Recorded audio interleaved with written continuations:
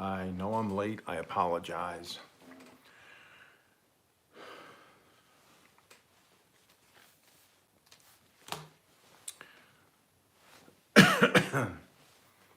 All right. Hello, everybody. What started out to be a rainy, miserable day turned into a humid, sunny day. So go figure that out. Hope everybody's doing well. It's about 80-ish degrees here in southern Oklahoma. Got some really cool stuff going on. Pardon the cough drop. I was in the workshop today and got some sawdust in my mouth and just in my throat. It just makes me cough.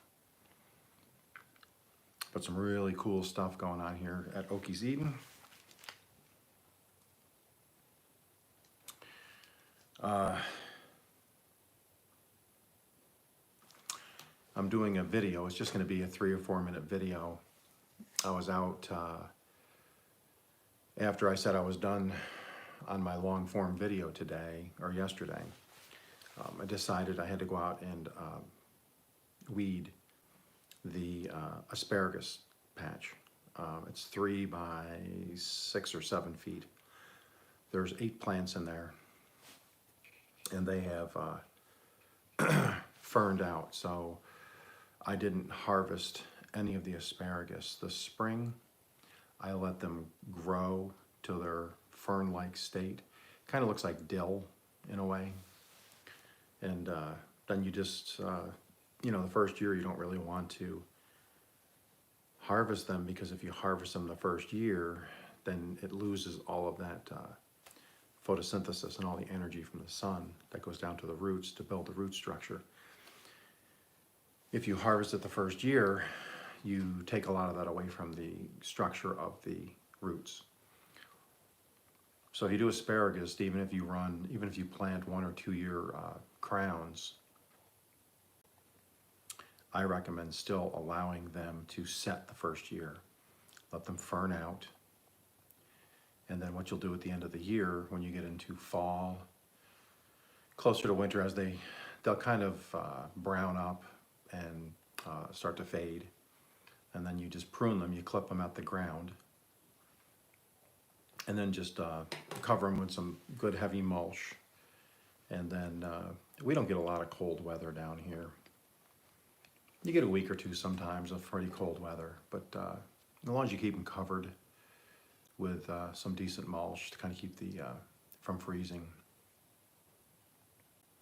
they should come back fine again the year after, because they're good. They're perennially good for 15, 20 years. So I will harvest the first growing next year. And then I will be planting a second in the spring. And so the whole patch at the end of spring, when it grows, it'll be 3 foot wide by about 35 foot long. So, and then like I said, this year or next year, I will harvest this year's asparagus, and then I won't harvest the second batch until 2027. And then from there on out, I can just harvest every year for the next 15, 20 years. Or they'll probably outlive me. And like I said, then you just prune them back at the end of the year, mulch them heavy at the end of the year, and let them set over the winter. And then they just take off in the spring when they're ready. You don't have to plant anymore. They're just there. They're perennial. It's just, it's a lazy man's way of gardening.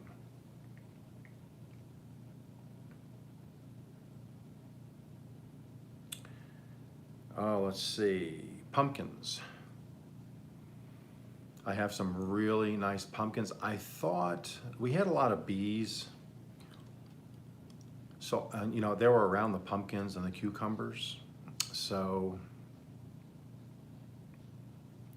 I got a lot of little pumpkin plants. They were started, but a lot of them didn't continue. because I guess they didn't get pollinated, I'm guessing. I guess the bees must have skipped over some of them. So that's the first growing, which I started in May. I just started the other grow in late June for the Halloween harvest, for the fall harvest. So as soon as I get both male and female flowers, I will manually pollinate the plants. So, and that's just a matter of taking the flower off the male plant, taking the flowers away, and then taking the little stem thing and then going down into the female portion and touching that pollen to the female portion to pollinate it. So I'll have to do that myself. Like I said, I had a lot of bees. I guess they didn't completely pollinate like they should have. I think the bee population is still down in this area, and that's okay. I'll just pollinate. I'll do that manually, so I can get a really good crop in the fall for my pumpkin patch live, and being able to have some for my grandkids to be able to carve up for jack-o'-lanterns if they want. And then if any neighbors want them for, I'm gonna make some pumpkin bisque. I'm gonna make some pumpkin puree for some pies. I'll do a farm-to-table pumpkin pie where I make the crust and the puree myself out of the pumpkins, and then I'll roast the pumpkin seeds. Pumpkin bisque is like a creamy pumpkin soup, and then I'll roast the seeds, and then you can chop up the seeds and you can put those on top as a garnish. I'll do some of that. I'm gonna try to, if I can get it down where the puree is pretty good, I'll get some pint jars and I'll probably do some canning on the puree and maybe on the soup. If the bisque comes out good, I'll probably freeze it this year. I can just put it in some quart bags and freeze it. I'll be the only one that eats it, so it'll just be up to me to eat it. So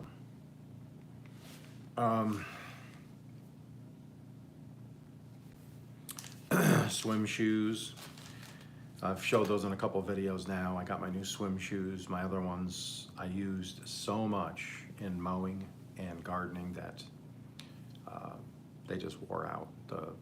The fronts were cut open and falling apart, but they lasted almost 2 seasons in the garden. And for $9.99, I mean, that's a pretty good deal off of Amazon. I have my new ones I just got a couple weeks ago. They're like kind of psychedelic, I guess, different colors, some words on them and stuff. And they're really comfortable. I'm probably gonna wear those out by the end of the season because I'm using them a lot. And but it is nice at the end when you're done gardening. We've had a lot of rain. You get your mud and dirt on them. You can just walk over to your water hose and spray them off. And then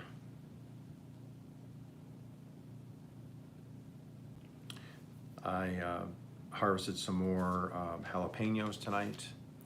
So they're gonna be coming up. I'm gonna be doing a potato dish here probably next week. I might just do a really short cooking video of how I do my home fried potatoes, and in them will be, it's all my farm to table. So it will be potatoes, my garlic, my onions, my peppers. I'll put some jalapenos in it, those are fresh. And the only thing that won't be mine, but it is still considered farm to table, is beef tallow that my son gets from a guy he knows. I'll be using the beef tallow to fry the potatoes in. And then the onions and garlic and peppers will be lightly sauteed in my brown butter I made the other day on a video. And then that'll be mixed in and sprinkled over the top when the potatoes are done being fried. And then I'll mix in the garlic, pepper, and onion butter, brown butter mixture. And that really just gives it a really deep flavor. So that's how I like to do them if it's just me. Some people don't like brown butter or onions or jalapenos. So if I'm just cooking them for me, I can put anything in it I want. I might, I got bacon at the store. I might chop up some bacon and toss it in, I don't know. And then a lot of times I'll take I'll do a fried soft egg and throw it over the top.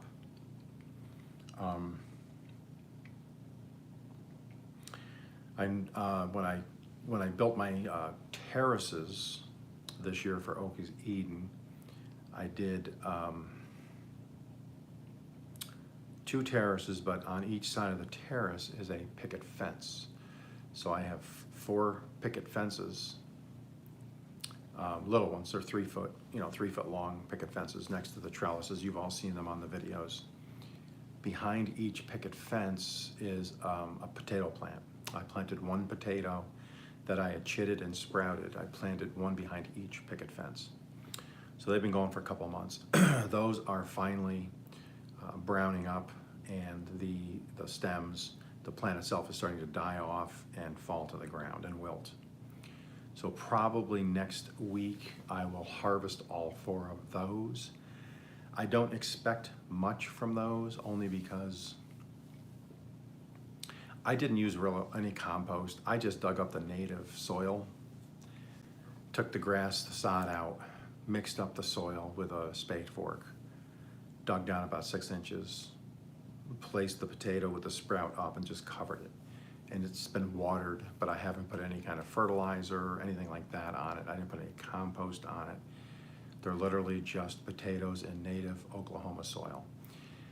So the plants never really, they did fine. They were good sized plants. They weren't as healthy as the ones in the garden where there was compost, which obviously for reasons, there's reasons why they're not as solid or as healthy as the ones that were in the garden with the compost. But we'll see. I might get surprised when I flip them over. So I'm probably going to do that next week, and then I'll probably give some of those away in another Facebook Marketplace guess the weight thing for potatoes. I'll see what I get for weight, and they might just be given away, or I might just chip them and do a fall growing with that batch. I don't know. I am starting the the chitting process, trying to get some to sprout, and then I want to get about 20 or 30 plants in the ground in the new portion of the garden. Just as a test, I want to get those growing, and that'll take me into the fall, and then when I harvest them in the fall, that'll take me quite a way into wintertime. And then I have my indoor plants, and I'll see if they can carry me through the winter successfully with potato harvest.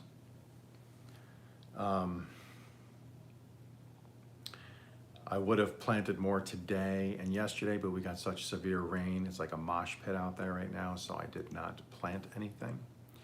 But as soon as it dries out a little bit, I'm going to be planting radishes, some beets. I might do some more cucumbers, potatoes. I'm going to try to get some turnips and maybe some, what do you call them? Rutabaga. I'd like to get some rutabaga. Try that. And I think they're called purple fingerlings or something. I'm going to try and see if I can get some of those at maybe one of the box stores with their seed potatoes. I'd like to try some purple potatoes. Coming up soon, I mean, not real soon, but as we get into heavy fall and winter, once I get to, November, down here, the trees they'll keep their leaves on a little bit longer and not be dormant as long. I'll wait till they go dormant, and then I'll do a show on how to prune apple trees. There's some specific things you need to do when you're pruning apple trees and what to look for. And I'll go over that at that point, because you want to do them in the winter when they're dormant. and then I'll be prepping a couple of the another couple holes for spring to get some Cortland apples to plant. So those are a lot of the updates that are coming along for Okies Eden. And like I was saying, I've been using, because I found out by using your channel and putting a hashtag in front of your channel name, that can help with your growth, your brand, getting your name out there. Because it's not just on YouTube. You can put a hashtag and it becomes searchable on other search engines, other platforms like Facebook or TikTok or Instagram. And so the majority of my videos now have hashtag Okies Eden. And as I've done that, they're all starting to show up. So if I'm searching something, a lot of times it'll come up and it'll say it's in less than 100 videos, but now it is showing up in searches. I've used different computers, different phones, whatever, not just my own, and it still does come up. And I did find out tonight, I was doing some searching on my Facebook, and I did the hashtag Okies Eden, and so I must have passed the less than 100. So now the way it shows when it's populating as you type in a hashtag, so if I'll go hashtag OK, it'll start to populate other words. It is now saying, it'll come up Okies Eden, less than 1,000 searches and less than 1,000 videos. So I must have surpassed the first hurdle, which is 100 or less. So now I must be over 100 searches and videos. So now it'll start to show up more. So I'm going to continue to add it to my videos. I'm going to continue to add it to my old videos. I got to go back and still do a bunch of videos. And then I need to add it to the Facebook and Instagram. Keep adding it to those posts. Keep adding it to pinned comments. Because anywhere you can get it, where people can see it. And if they click on it and search on it, or they search for it, it just keeps adding to the search. And then it becomes more trending or viable. People are looking for it more. And that's how you start to slowly build a brand. So hopefully, 6 months, a year down the road, as you grow in subscribership,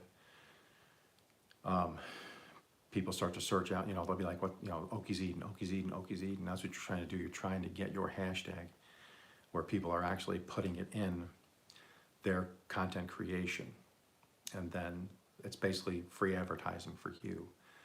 So it's a long-term thing. It's not a quick, get you 100, quick subscribers. It's one of those things that's going to take a lot of time. And so that's where that's at. I did some weeding, watering. Well, I didn't do any watering today. I did watering yesterday before the storm because I didn't know it was going to storm. And then I'm thinking about, and I'm going to try to get people, hopefully they'll come back to this live later, which they usually do, and make comments. But I'm thinking about doing a new thing. Everybody wants to do these challenges and stuff, and I've done the spicy chip challenge. I got some Carolina Reapers in the garden. I'm going to do that challenge where I'll be doing a live and I'll eat some Carolina Reapers right here raw. And I'm thinking about doing a 12-hour live stream on YouTube on Okies Eden. I'll just come up with a bunch of topics, a bunch of things I can talk about. People can run in and out, but I'm going to do like a marathon type 12-hour live. And I'm thinking about doing that. We'll see how that pans out. I think that would be kind of cool to see if I could endure 12 hours other than, restroom breaks, to be able to sit here and for 12 hours and I would eat here, drink here. Other than using the restroom, I would just be in here. So I think that would be kind of cool. So that's going to be upcoming, and I'm going to be talking about that and announcing that on my community post on YouTube, and I'll probably announce it on Facebook and Instagram. So with that said, this was just going to be a short one tonight because I did a live earlier, and I didn't want to be on for an hour or so tonight, so I kind of just planned it spur of the moment. So a couple hours ago, I actually posted it that it was going to be tonight. So I didn't really want to go too long. So with that said, thank you for being here. I appreciate it. Thanks for everybody that subscribes. Please comment below if you want to put what your channel is below so people can come back and visit your channel, possibly subscribe, interact with you, so on and so forth, and you can go check their channel out. So with that said, you guys all have a great evening. And if you're in the United States, I wish you all a happy 4th of July tomorrow. Have a good time, be safe, and take care.